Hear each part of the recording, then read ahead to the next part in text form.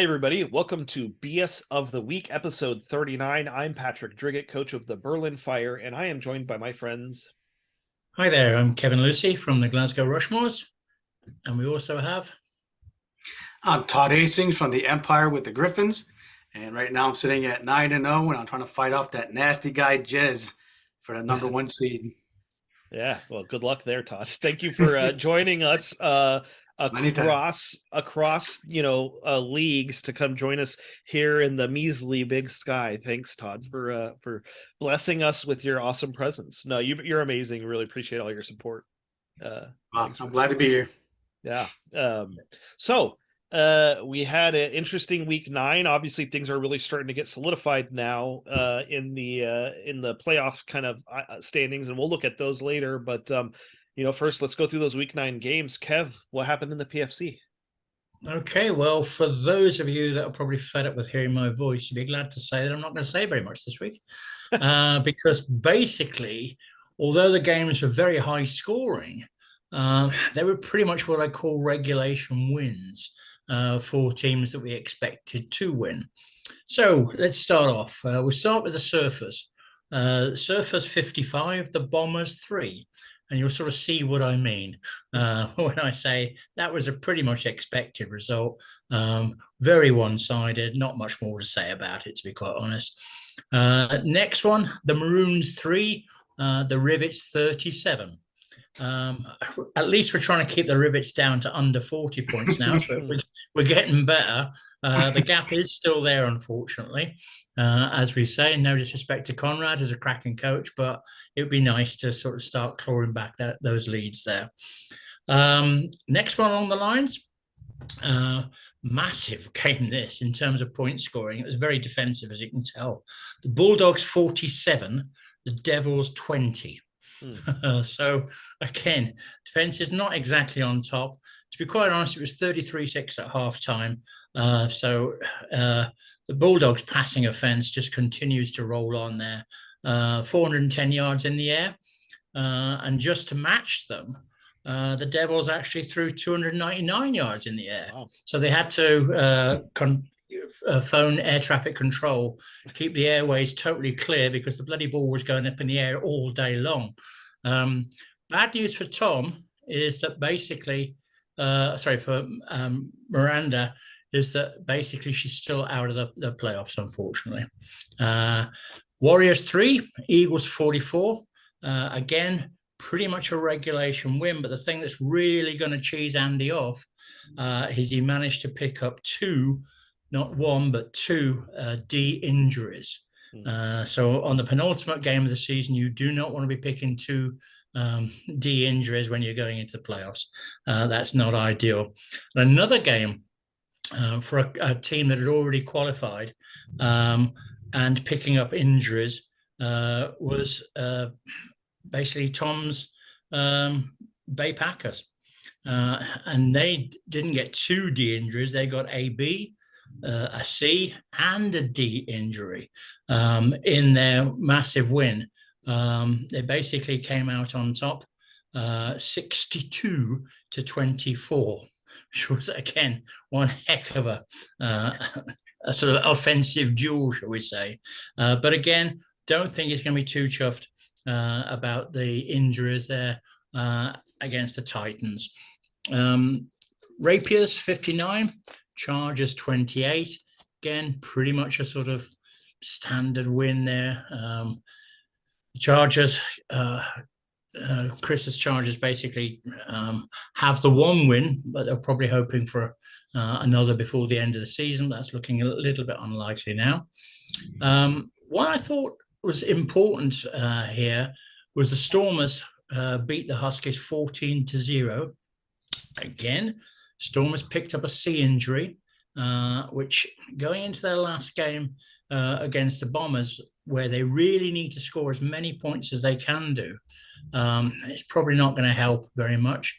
I thought the gap might be a bit bigger than this, but it shows you that the Huskies are starting to put it together, and we'll need to watch them for next season.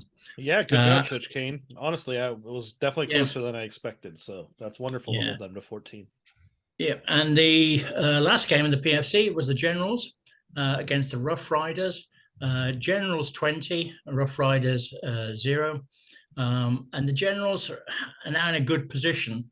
And basically, he's got no further injuries there. So Alex will probably be pleased about that because he's in a good position, as we'll hear later on, for the playoffs. So that's basically what happened over in the PFC side.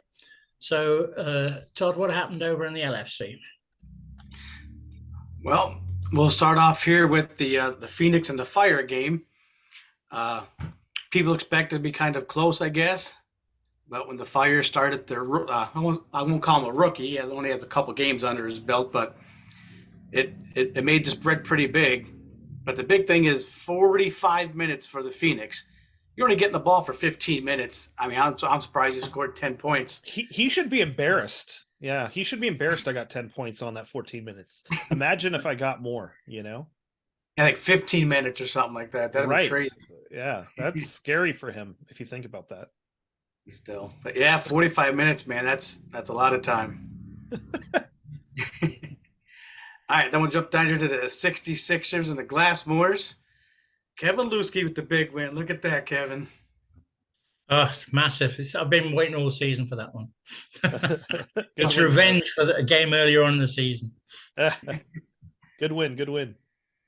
Yeah, I mean, it looks like Black had a decent game. Reynolds. Yep. They're not doing so bad. Trying to scroll through here real quick just to see if there's anything good. Field goal kicker, 68 yards kickoff. They're pretty nice. Got to keep those guys going. Who else? Irish and the Sharks. Yeah.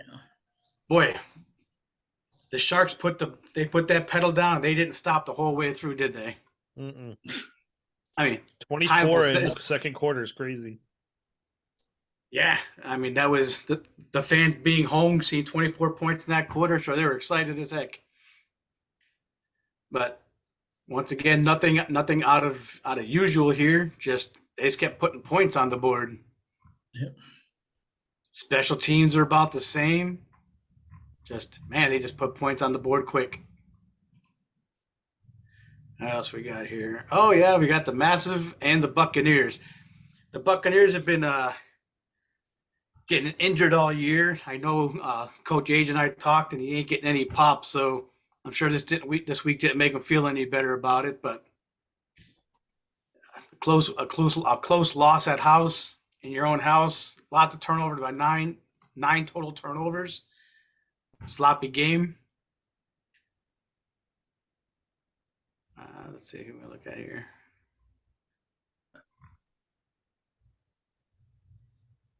Nine sacks. Jeez. Nice defensive ends going there, getting 9 sacks, right? Yeah. Okay, here we skip here. Oh, let's get to these Hornets. What? These Hornets never go away, do they? They just seem to keep winning every year. Yeah. He's just gunning for Conrad. It's going to be a Big Sky Bowl matchup, I think. Well, I do know he's working on his defense this year, and it looks like it's happening because it don't look like he's giving up a whole lot of points. But to me, this is the best part right here. Running back, 19 catches, 234 yards. He's been doing this for many, many years. His technical halfbacks, they're better than wide receivers, man. And nobody's worked out how to stop them yet either. It's like having a bunch of Marshall Falks in the backfield. So, for the people that don't like technical halfbacks, look at that stat right there. That's all you got to see. I know you're a fan, Todd. We've talked about that a lot.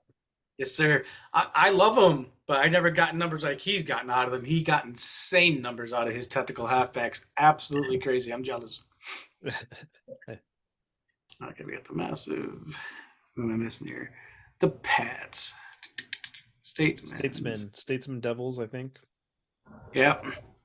Statesman. Well, this is a lot closer than Lee expected, I bet. Yep. I mean, right across the board, nothing sticks out. I mean, he has more rushing yards, more Well, that's pretty nice for his wide receiver. Yeah, guy did work. Yeah. So yeah, Lee pulled it out because a loss there, man, that would have sunk him pretty deep in the playoff prediction. Which I know you guys are gonna go over here in a little bit. Yeah, it was a good result for the Sun Devils as well because they haven't had a win all season. So I think to run them so close was quite a surprise. I think, to be honest. Yeah, if he won that one, he would have gotten that first win, and nobody would have touched him whatsoever. Yeah. He still has 1 week to do it. One more to go. I mean, with the result like that, I feel like he has a good chance. Yeah, he was right there. Of course, Rhinos they ran over the Shadows. I'm not sure if Dan's a new coach, but yeah, you got a good vet there going. Ooh, 7 turnovers. Yeah, it's Dan's first season. That's gotta hurt. Yeah, you guess 7 turnovers, man. They better do some loose ball drills. And then the last one we're going to cover is the Weasels and the Knights. Another big spread right there.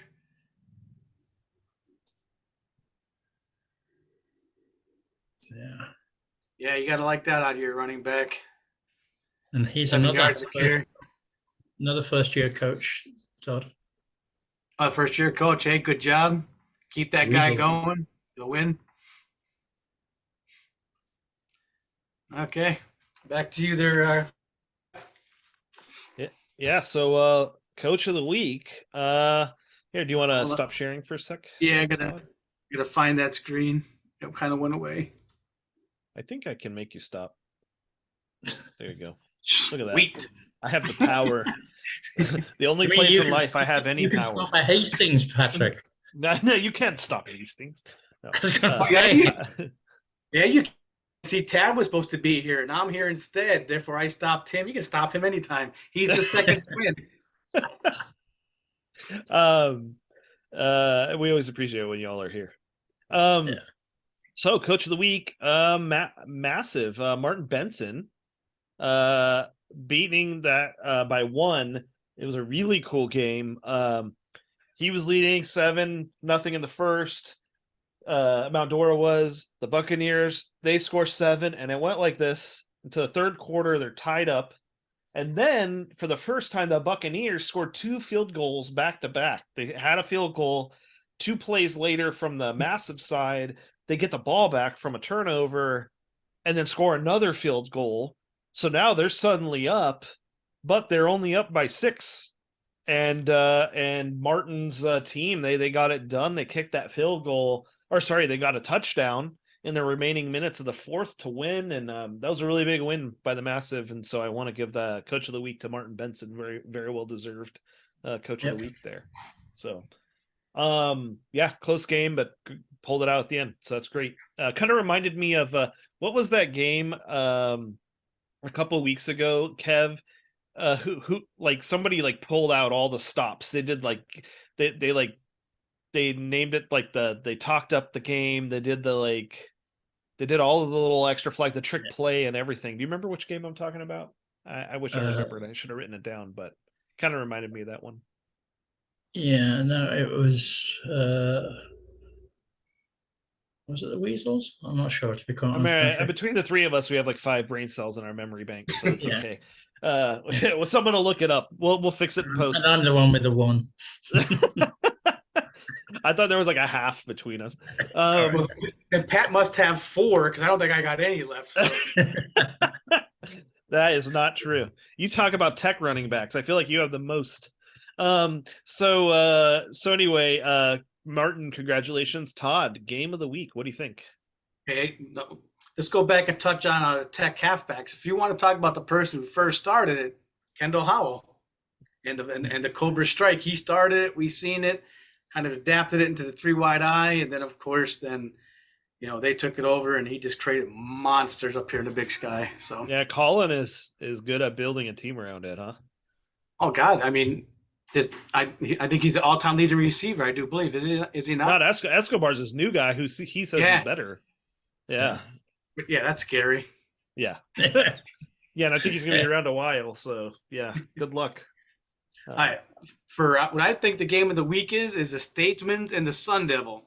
Even though we had two teams on the opposite end, one vying for the top seed and one vying just for the first win incentive, for the Sun Devils being 0-8 to take on an 8-1 team and almost pull off the win, I think is absolutely incredible. And when I look at the team sheets, the Statesmen, from what I can tell, played most of their starters. And for the Sun Devils to lose on the 55th minute, yeah, there was a little bit of time left, but the Statesmen get a field goal with 55 minutes to go in the game. You know, the Sun Devils just didn't have enough to go back down the field, but to be up 2 with 5 minutes to go to the Statesmen, to me, that's an awesome job on the Devils' part.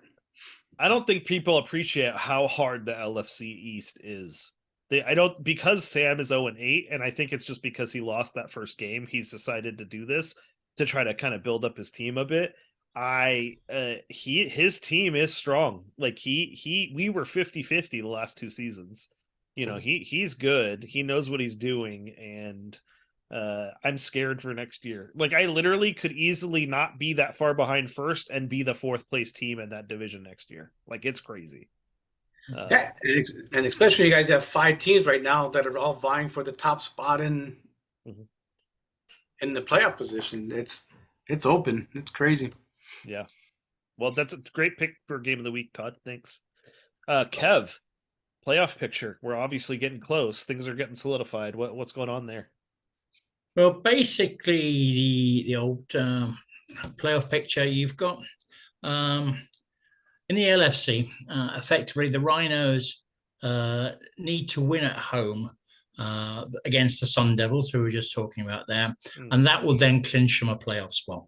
And I think the Sun Devils are going to be going for blood. I mean, based off that game we just saw. So. Well, also the incentive of the Sun Devils is the first win bonus. The incentive for the Rhinos is a playoff play, so you couldn't get a much more important game there. On paper, you'd say the Rhinos should do it, but as we've just seen from the Statesmen versus the Sun Devils, anything can happen.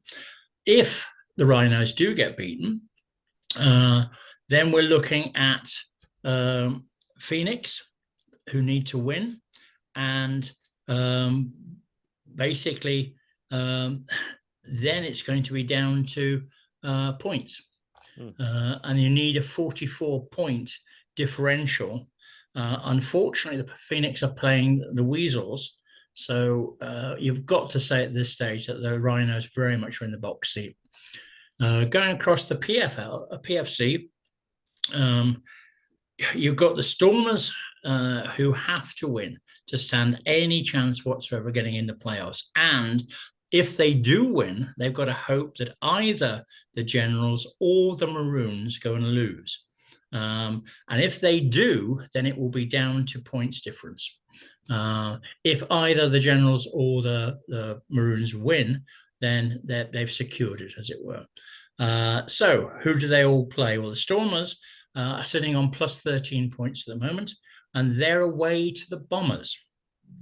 The Generals are sitting on plus 66 points, and they are sitting they're going away to the Devils. And the Maroons, who at the moment are in pole position, are sitting on plus 96 points, but, and it's a big but, they're at home to the Bay Packers. Oh, yeah. So that's not guaranteed by any stretch of the imagination. At the moment, you've got basically the Maroons are on 6-3. The Generals are on 6-3, and the Washington Stormers are on 5-4. The other team that's got a slight chance is the Surfers as well. They also need to win. So those really are the games to watch for next week. More exciting probably in the PFC than it is in the LFC. But still quite a lot to play for in the PFC. As I say, the LFC Rhinos just got to win, and they're through. Hey, Kevin, quick question for you, though. I didn't hear Conrad Winningham. Did he make the playoffs at all this year? I'm afraid so. Yes, Yeah. he's in number one slot at the moment on the PFC side. Yeah, basically after week 2, we just actually chiseled his face in marble and put him in the first spot, and that was that. That's all that was needed there. We just don't talk about him because we love him, but it's a fixture. You know what I mean? Are you sure you love him? I love him because I'm not competing with him. I'm sure Colin feels differently than I do. Yeah. I'm sure Colin and Lee are have the his face printed out on the wall, but Conrad's awesome, good friend of the show, and he's always very open with us. So how about let's make it the CW League?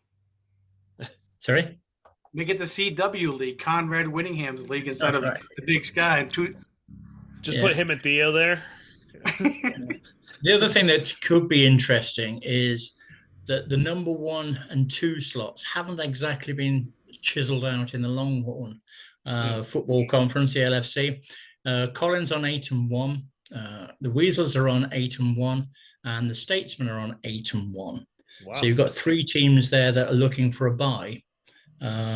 So that would be an interesting one as well for next week. That is interesting. Yeah.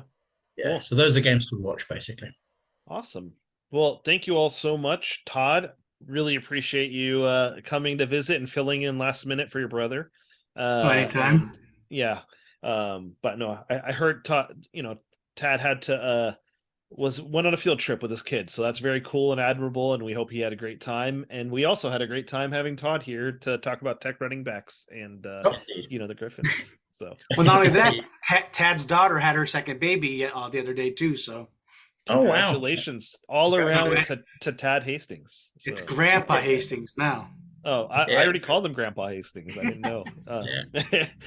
Excellent. That's good news. Yeah, thank you, everybody. Hope you have an awesome week. Get those 4 green check marks so we give our game runners not a hard time, and we can all see the results and start planning for the playoffs. So and the other reminder, Patrick, is to sign up for next season. Yeah, I did. I saw that and immediately did that. Yeah, I'm not playing college next year. I just wasn't for me. Yeah. I think it's cool. I just don't have the mental space for it. So I had too many coaching sessions with Todd having to tell me about things, and I was like, I can only keep one of these in my head at any one time. So, hey, I'm only 5-5. I'm struggling myself. Yeah, I just don't have the brain space for it. I don't know. I'm not getting smarter with age, that's for sure. And so I'm going to concentrate on the fire and talking about the big sky here. So I appreciate you all. Hope you have an awesome week, and see you next week. Absolutely. Good luck to everybody.